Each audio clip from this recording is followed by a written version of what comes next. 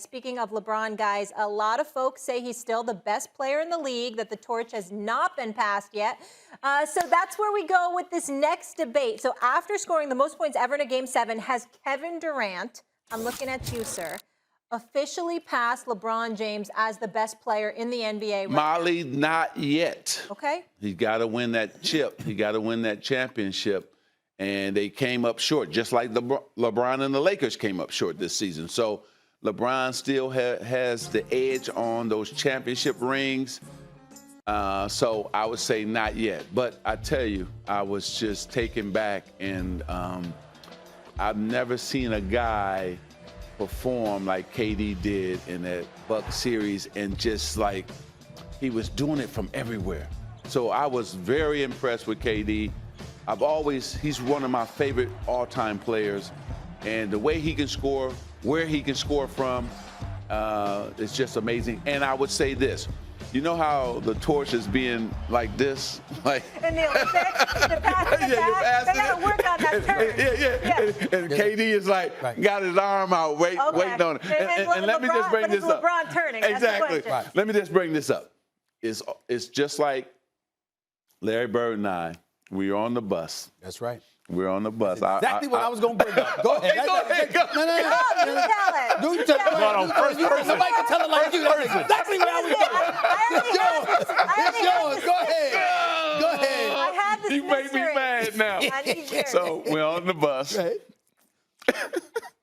And Michael Jordan looks at me, looks at Larry, and says, "There's a new sheriff in town." That's right. That's right. After practice. Yeah. That's right. And I said, uh-oh. Yeah, that's right. He was right. And he was right. He was right. Yes, sir. And this KD is looking right now. Go ahead. I've said this to Max on several occasions. So it's the first year KD arrived in Golden State. Mm-hmm. Previous year, they had lost in Game 7, OKC, Golden State. They beat LeBron in the finals, whatever. Actually, LeBron beat them in the finals that year. The next year, KD is going up against LeBron. And the first basket of the game, money, KD scores. And KD goes like this and spreads his arm out wide like, let's go. And what I was saying to Max is I said, in basketball parlance, that's when you saying to a guy, I'm here now. Yeah. See, you had me when I had the other crew. But now I got a crew like you do. Mm-hmm. Now it's me and you in KD's mind. Now it's me and you. And that series, even though LeBron averaged a triple-double with 32 points, triple-double, and he was sensational. Yeah.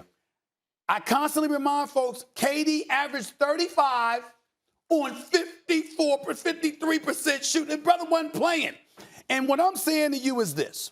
I'm partial to offense. I know how great LeBron is. LeBron has a better resume. KD got some work to do to catch LeBron's resume. Right. But I'm talking talent. Mm-hmm. And when I look at the offensive talent of Kevin Durant, and I think about those 38,000 points that Kareem Abdul-Jabbar scored, I look at one guy in this league that if he sat up there and said, you know what, I feel like, I think I'm going to catch this record. If he decide, I just think I'm going to catch this record, he's going to do it. Because he's just that unstoppable. To be the sniper that he is at 6'11" with a 7'6" wingspan, who can finish at the free throw line. Let me say this real quick, because we're going to run out of time. Real quick. I'll put it, what's real barbershop talk? It's basketball and boxing for the most part, right? So let me make this barbershop for a second. Sure. LeBron had the undisputed title. There was no dispute to his claim, right? Yeah. It's like Tyson Fury when he beat Klitschko. He's the undisputed champ. Then he went away for a while, and Anthony Joshua was coming up, right? Now there's a dispute. Whoever you think is champion, there's a dispute at least, right? LeBron, the title has not been taken, but there's a dispute. KD, the way he just played, has a legit dispute, has a legit claim that, hold on, I'm number one, and LeBron's going to have to go out and defend the title again next year. It's up for grabs. He's not the undisputed champ anymore like he was. I thought he outplayed KD in that first series with Golden State and Cleveland. I think you're right. Now there is a debate where before there was never a debate. Yeah. And so it's going to be interesting next year for both of them, right? Can we finally see LeBron and the Lakers against Brooklyn and the Nets? Because we thought we were going to see that this season. But what has happened this season has been great for basketball. Atlanta Hawks, new teams, new superstars. Now, Trae Young is a superstar, not a star anymore. Devin Booker is a superstar, not a star anymore. So this has been great for the league. Markets like Milwaukee, a lot of teams we didn't expect. And then let's give him love, because the Greek Freak is a different player than he was the last couple playoffs. He finally understands what he has to do to be effective when they build that wall against him. And Chris Middleton, let's give the man, the magic man is in the house. So guess what I came up with? I usually reserve Steven's A-list for the end of the show, but I wanted this near the beginning, Magic, because the Brooklyn Nets are home. They are done, just like the Knicks, but I won't rub it in too much because I was rooting for Brooklyn. Knicks first, New York always with me, but here's the bottom line. There's 5 reasons, Magic Johnson. This is dedicated to you. 5 reasons why the Brooklyn Nets are home right now. Let's go to number 5 on the list. Give it to me right now. Giannis showed up, averaged 32 and 13, wasn't scared of the moment. It's game 7 in Brooklyn on the road after he did his thing in game 6. What does he do against KD? With KD putting on an absolute show. Giannis drops 40. Okay, he didn't disappear. He didn't shrink in the moment. We got to give the Greek Freak love where love is due. Let's go to number 4 on the list, please. Give it to me right now.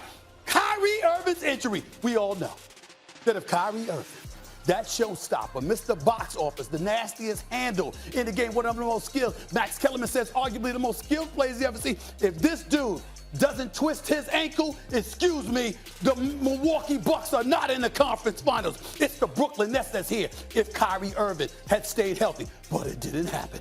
Give me number 3 on the list, please. Joe Harris. Don't get me started with this brother right here. I mean, you're supposed to be a shooter. You are supposed to be a shooter, especially when you're open. That's the key.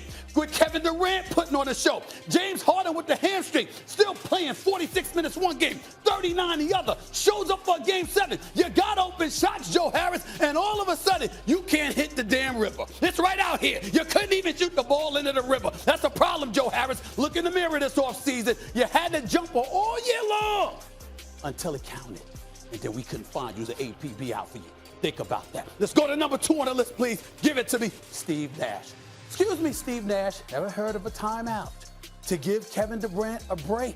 Because you know how exhausted he is. He played 48 minutes for you in game 5. He showed up in game 6, was in the midst of playing all 53 minutes in game 7. Think you could have called the timeout to give him a breather, a break, so he wouldn't shoot an air ball on that last shot after being completely spent? I won't get into some of your other substitutions. I won't get into some of the other things that you didn't do. But that was a flagrant error on your part, Steve Nash. You made a slew of them, and coaching clearly was an issue. But it doesn't eclipse number 1. Give it to me right here. Karma. Oh. Why? Wow. Get out of here. Oh. Listen to this, Max. Stay with me. James Harden, love him, but wanted out of Houston. Came into camp out of shape. Came into the season out of shape. You think that didn't have something to do with the hamstring injury? Good point. You ultimately incurred? Absolutely. I brought up coaching at number 2, right? Remember, Kyrie Irving is quoted as saying at the beginning of the season, we don't really need coaching.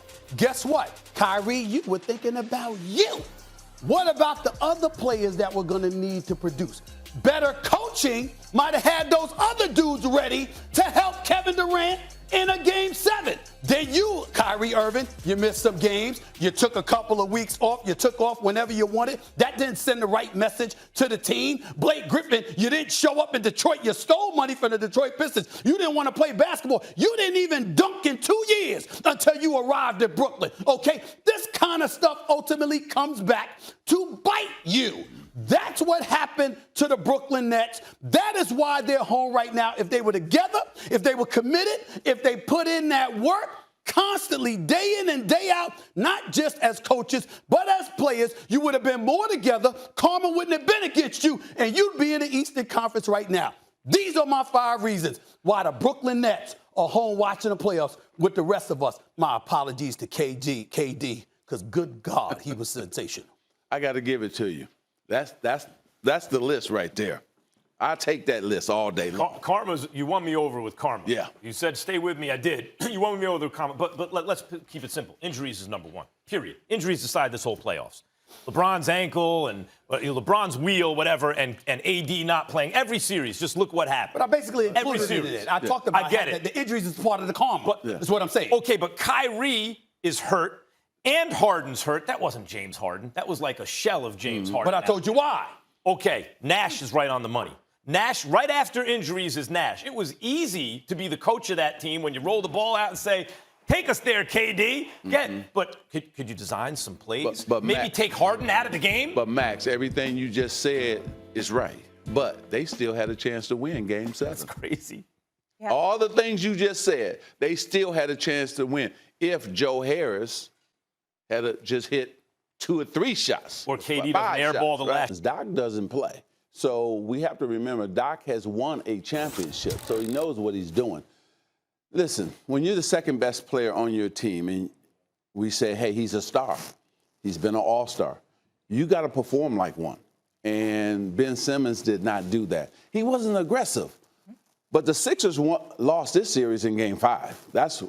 If they had won Game 5, they would have won this series. But they lost the series when Coach McMillan of the Hawks did that hacker Simmons, and they couldn't go to the free throw line and hit those free throws, and that's where they lost this series. And then he lost his confidence in Game 5 as well, right? And so now it's time for a new destination and a new place for Ben Simmons. It'll be great for him. It'll be great for the organization. Rich Paul's got to go out and do his thing as his agent to get him in a place where he can thrive, get his confidence back. Hopefully there's a star at another team who needs a change of scenery as well, and bring that person into Philly. Fan base loves the Sixers in Philly, and this man can talk about that more than I can. I played against the Sixers twice, so I know that fan base. They love the Sixers, and talk radio this morning is probably talking about getting Simmons out of there. Doc Rivers prepared the team, but he can't shoot free throws. He can't knock down shots. First of all, here's the deal. There is no excusing what's going on with Doc Rivers. I love the man personally and professionally.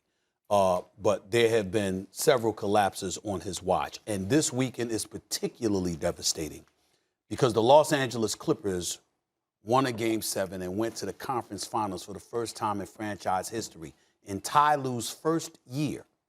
And he did it the last 3 games without Kawhi Leonard. Go look up Ty Lue when he's down in the series or I got when you. it's on the line. I got you. The point is that you consider what Ty Lue did in year 1 and that Doc Rivers didn't do it in 7 years. And then on the same weekend, you lose a Game 7 to an Atlanta Hawks team most people thought that you were supposed to beat. This is not a good day for Doc Rivers, number one. Yep. But having said all of that, I roll with my man Magic Johnson. Ben Simmons has got to go. He's 24 years of age. He's a star talent. Right. And I'm not saying that Ben Simmons should be given up on because he's some scrub or anything like that. It goes to what you pointed out, Magic. I know Philly. Yeah. I worked there for 17 years. I was a columnist for my last time. Let me tell you something right now. That city ain't going to ever forgive him for what they have seen. And here's why. Not just that he missed shots. He didn't take them. Yeah. See, when you see the Greek freak in Milwaukee miss or make, he takes them. Ben Simmons is literally scared to shoot the basketball. He gave up a wide open dunk because he anticipated he was going to be fouled and didn't want to go to the free throw line. 34% shooting in the postseason. For anybody who's attempted 70 or more, it's the worst free throw percentage shooting in the history of basketball. And this is a league Wilt Chamberlain and Shaquille O'Neal played in. Right. And they shot better for the free throw line than Ben Simmons. This is very, very bad. And when you take that into consideration, and you combine that with the fact that Philadelphia being a very unforgiving town, and they don't know how to let off and lay off, and they're going to constantly berate him, and it's mental. Yeah. With him, I don't believe he can overcome that, Max. In the city of Philadelphia, you got to move him. I'm going to say it right here on national television. Try and get yourself somebody like C.J. McCollum. Bring him to Philly. Send Ben Simmons to Portland. Because with all the perimeter guys they have in Damian Lillard, it would work. That's how bad his trade value has been diminished. Now it's like, can you get C.J. McCollum for Ben Simmons? It was 4 years, Look, $140 million. Ben Simmons cannot be fixed in Philadelphia. I agree with you. And by the way, the Philly fans get such a bad rap for riding guys. How were they with Markelle Fultz? When he was going through problems, that city supported him. Any little positive thing he could do, they're doing the same thing for Ben Simmons. The city's behind him. He just let him down. I think it's over for him. They've supported him. I think it's over for Ben Simmons in Philly. Can Doc be fixed in Philly? I agree with you both. Ben Simmons got to go. Can Doc be fixed in Philly? Look at what just happened. Look, you're right, Magic. He's already shown he can win a championship with a big three in a league that didn't have any other big three. They were the only one, got one. Collapsed, more playoff collapses. The stats have been going around, et cetera, et cetera. And I love Doc Rivers. I loved him as a point guard for the Knicks. But we have to be honest about this. You can't play Dwight Howard in that game or Shake Milton. Like, those guys can't see the floor. He went 10 deep in a game 7. Think about what was happening in that game early on. Dudes who were getting cooked. Like, this is just coaching stuff. Gallinari was cooking George Hill. Seth Curry was getting cooked by Herter, right? And then they're playing a backcourt of Trae Young and Lou Will. You got to punish that. Offensively, you have to. They can't play defense. You got to punish it. But with who? Who are you going to punish him with? Well, Tobias Harris would be nice if he showed up. Okay, but that didn't happen. Danny Green hurt. His injury hurt the Sixers. So you can't judge Doc Rivers until Danny Green is in that lineup. But this is it. You talked about last season. Doc Rivers wasn't playing against the Denver Nuggets. Kawhi Leonard and Paul George didn't show up in Game 7. Jamal Murray outscored both of those superstars. One man did, right? So that's not Doc's fault. Same thing here. Listen, Ben Simmons got to take ownership and say, listen, this is what's going on out here. I know Embiid's going to give me 30. I got to get at least 20 to 25 for us to win. What do you get for Ben Simmons? And who should want him? Well, a solid player. McCollum would be great because he can shoot. He'll stretch the floor. He can play alongside. And he ain't scared to shoot. Exactly. Stephen A., who do you think should want Simmons? I just said Portland. I think a team like Portland with the perimeter players and the style of play that they have, not to mention the fact that their Achilles heel is defense. Yeah. And Ben Simmons doesn't have Great, that. I think he's the best defender in the league. He can defend anybody. But let me also add this. Here's what I will, again, you're right about Doc Rivers. Here's what to point to, though. Seth Curry